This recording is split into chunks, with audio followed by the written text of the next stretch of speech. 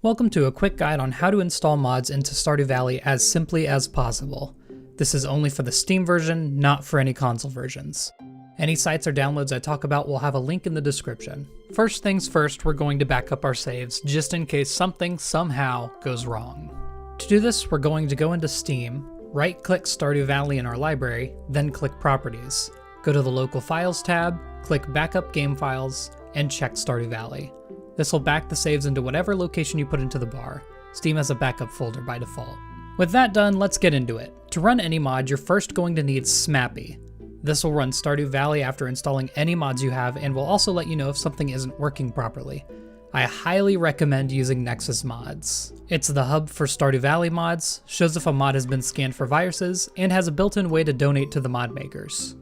You will need to make an account to download anything. Just email, password, and verify the email. We're going to search and find SMAPI, click manual download in the top right, go ahead and use slow download, I promise it's not that slow. Once it's downloaded, you'll need a program to extract the files. Use WinRAR if you don't have it already, link again in the description. Once SMAPI is downloaded, open it with WinRAR, and drag and drop the file into your workspace. I just use my desktop.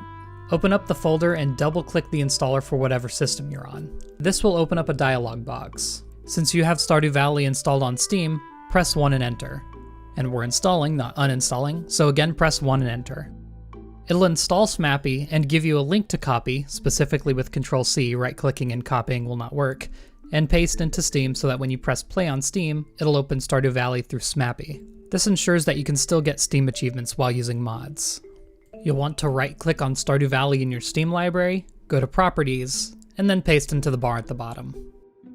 If you don't want Steam to open up the mod version and just want to open it up on your own, you can right-click Stardew Valley, go to Manage, click on Browse Local Files, and scroll down until you see Stardew Modding API.exe. Double-clicking that will open up SMAPI. Now we can actually download the mods that we want.